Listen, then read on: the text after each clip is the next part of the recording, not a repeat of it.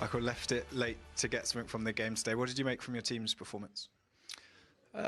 We were okay. I think we were a bit disappointed. We definitely went at our best. And then it's them times when you're really probably not totally at your best, where you can find a way and you obviously keep a clean sheet and maybe take the game and move on. But yeah, so a little bit frustrated with that. We've had 5 games now and we've been at a really good level. It's a tough place to come. They made it difficult and we just didn't quite have that sharpness or that spark really to find the answers too often. But in the end, big credit to the boys. The spirit again in the late goal. And when we needed it, it's a great quality to have. So we'll take the point and we'll move on. On the spirit, before you spoke about wanting the group to be a team, you needed the whole collective tonight, and it was Benjamin Sesco pops up with that lovely finish. Yeah, fantastic finish. He's done it again. It's important. It's important. We threw everything at it at the end and kind of had a lot of forwards on the pitch and probably could put a little bit, probably a few more balls in the box if we're honest, really, around and with the players that we've got. And Josh had a chance that just went wide and great finish from Benji. So delighted for him again. Another big goal for him and a good step. It was always 2 teams in great form coming into today. After the disappointment of not taking all 3 points, do you feel like it will be a good point, hard worked from your group tonight? Yeah, listen, from where we are and being together for a short space of time, I think we've obviously had big highs of the results and the wins, and I think there's times when it doesn't quite go to plan, and you've got to take what you can from it. And in the end, we've took a draw tonight, so it was a tough game. Didn't come easy. Sometimes football doesn't come easy, and you've got to find a way. And tonight we found a way to take a point, and as I said, we'll move on from that and take some positives from it. No, there'll be no room for any sentiment tonight, but West Ham, they've had a good run of form, but they're in a difficult patch. I'm sure you'd like to see them to get out of the situation they're in. Yeah, for sure. Now we're kind of done with them now. I'd love them to stay up. It's a big part of my life and grown up and great memories here. So hopefully they do. Great finish there right at the end. I'm sure you'd have been wanting to get out there on the pitch, but a ball into the cross. Okay tonight, could have been better, but take the points. Yeah, no, exactly right what Michael's saying there. That sums him up. Very calm, very content, and what he's speaking about, understands where the team's at, understands that it's a good point to go home with after the first 89, 90 minutes. And yeah, he's right. He's dead right in what happened and what he said. If Nuno, on the other hand, must be going in there fuming, because the master plan he had at the start of this game, they perfected it right to the 90 minutes, and they still try to score goals, still try to attack. I think that's where they got to get compact and keep the result. You spoke about them being better tonight. Let's look at the goal they conceded Manchester United then, Karen, because where do you feel it could have been better? They could have stopped it. Yeah, I think United have done the simple things really well, but this is where they didn't, and it came from a throw-in. And we've spoken about Luke Shaw attacking that first ball, but I'd argue about where's the midfield picking up the second balls. Then Kobe Mainoo doesn't pick him up either. But I think these are the simple things that Nicky alluded to, but there's too many, and I think Man United have done so well with doing the simple things well over the last 3 or 4 games, so they'd be so opinion. Well, where do you rate their top 4 chances now? It's a good point tonight, keeps them in the top 4, but they've only got that to focus on as well, Mikhail. No, I still think they've got a great opportunity to do it. I feel right now they're still the most informed team right now. As unbeaten in 5, beat Arsenal, beat Man City. Today, obviously, they would have wanted to win, especially for that guy who, I don't remember his name, but he wants to get a haircut. You ain't killing it now. But yeah, I feel like they're probably the most informed team right now. Coming here is a difficult game, especially the way West Ham has played, sat back in, struggled to break them down, had to get a striker on to get some more crosses into the box. Only reason why they managed to get the point. So they've done everything well. So I couldn't see why they don't finish in the top 4. What are you expecting, Nicky, for the Everton game? Because it's the 23rd of February, that game. So he's got 11 days now to work with them on the training ground.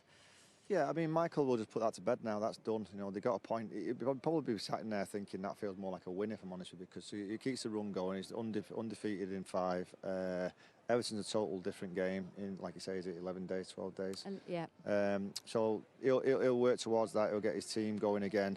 He'll get the confidence back up and literally, look, we said before the game, this is going to happen sooner or later. Today nearly happened. I think it's a good point that to go back back up the road with the point, and Everton, I think they can go on and win that. And I agree with Mikel. It's like, I think they'll finish 4th or 3rd in the league, and that'll be a really good end to the season for Michael and Man United. Because you spoke so much before the game about that feel-good factor, didn't you? About keeping those good feelings going, and because of the manner of the equaliser, it's like Nicky said, it's going to feel more like a win. Yeah, and look, going back, showing that goal, it was because I think they've done so well with the simple things, but you can't ignore that.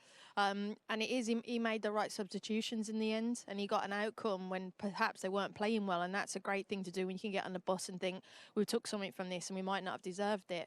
But I do think as well, you said about the preparation for the next game, this is the shortest preparation that he's had as United manager.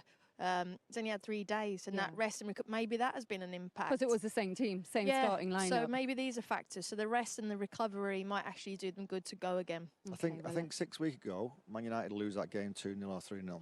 They would have done. But this now is a different mindset. They're a different group of players and a different management team, and that's why they get a result. But 6 weeks ago, guaranteed they'd have lost that. Does that still feel like progress to you absolutely, tonight? Yeah, they would have. I'm convinced they would have lost that game 2-0 or 3-0. Their heads would have gone down. They'd maybe give up a little bit, but now they're a different mindset in that team. Winner against Fulham. He earned his side a point tonight at the death here. Nicky, what does that say then about the spirit of this team under Michael Carrick now? They're unbeaten in 5. Yeah, it just shows that they're never going to give up and they're going to keep going. They stick together. He just said the same on the interview there. They kept the belief that they can get something out of the game, and I think that's important because you do go through bad games when you're not going to play great. And I think all the best teams find a way to get a point or a win.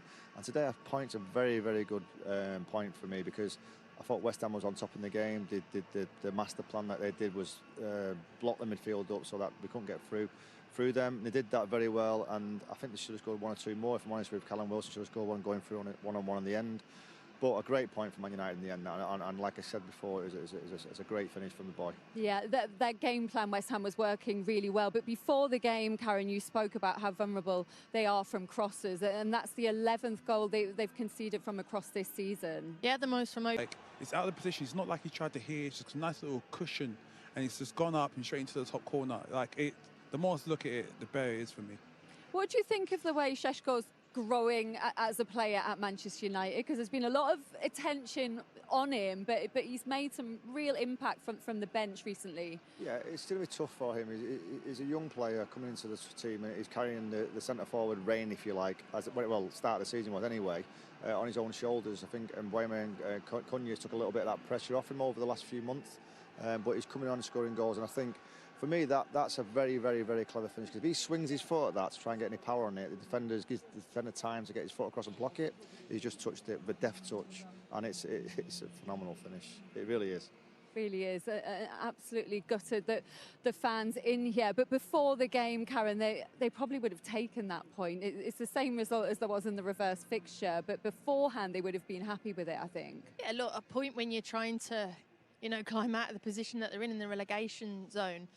You're right, but I think it's just the manner. You mentioned the last few chances that they had at the end of the game, and you were so close and stop the crosses, that desire to get out to Mbeumo, make sure the ball doesn't come in there, to keep switching on, that concentration. It's difficult in those moments, but where you are in the league, you have to find them, and you can't help. You see them deflated going off, and you saw the manager Nuno's reaction at the end. He was like that. It's a massive opportunity missed, and they played really, really well. And let's talk about the West Ham goal from Souček's point of view. A really good goal from a West Ham point of view, not so much from a Manchester United point of view. I think everyone makes mistakes. I think they compounded it by making 2 mistakes. So they should have got there first before the ball bounced, in my opinion. And then the second mistake was he rushed out to try and make amends for the first mistake. If it had stayed with the man and made the midfield run back and protect him, I think they might have got away with that. But that happens in these little fine, like you make one mistake, don't go and make a second mistake straight away, because then one thing's going to happen, you're going to score a goal. Thomas Souček, another player that you spoke about before the game, Karen, in his recent impact especially, being key to West Ham's improved form, his overall game tonight. What did you think of it? Yeah, I think this is his 6th start with Fernandes next to him and coming back into the team, as you mentioned, and I don't think it's coincidental that West Ham and their form and their results have, been positive since he's come back in. He does all the kind of dirty work that you have to dig deep in. He has a presence in both boxes, and obviously tonight we saw that he played a little bit higher up. because they put Potts in as an extra midfielder and he gets himself with a goal. But I think he's instrumental, and when you're in this position, you need leaders and experienced players, and he has all of that. The bad thing for West Ham, though, 20 points now dropped from winning positions, Mikel. It's a continued problem for them. Yeah, it is. It's difficult to say because obviously the performances that they've been putting out have been quality. Obviously, losing against Chelsea 2-0 up, you can't really afford to do it, especially in the position that you are. Then again, 1-0 up again, losing, conceding the goal in 96th minute. Just trying to hold, just needed to hold out for that extra minute. But it's the pressures that you're under. And one thing is, when you're in the relegation zones, some things kind of pile up upon you. But they've done so well and they've grown as a team, grown in their performances. So as much as the negatives happen today, that they're still conceding goals, they're losing points from winning positions, they still need to believe in themselves and believe that they were 7 points adrift a few weeks ago. Now they're just 2. Yeah. Just keeping the belief and keep going, keep pushing themselves. Have you got the belief there now? Anything could happen. Have you got the belief there now? Oh, 7 points, I thought they were gone. I'm not going to be honest, I thought they were done for, but 2 points is always a possibility, and there's always a chance. Yeah, your overall thoughts on the game tonight and on that moment at the end, managing to earn a point for United? Brilliant finish from him, and I think he's actually proving a little bit more effective coming off the bench. I think the balance of the starting 11 looks really good, and I think when you can watch the game, I think for a young player, when you can kind of watch it from the side and then come in and have an impact like that, I think it's working for him. I think there's less pressure on him when he's coming from the bench, but I thought West Ham played terrific today. You'd never know they're in a relegation battle. Man United didn't really create that much. If anything, you'd have to say West Ham probably created a little bit more. Lenny Yeo had 2 brilliant blocks, which kept it from being 2-0. And then right at the end, Sesco with a fabulous finish, by the way.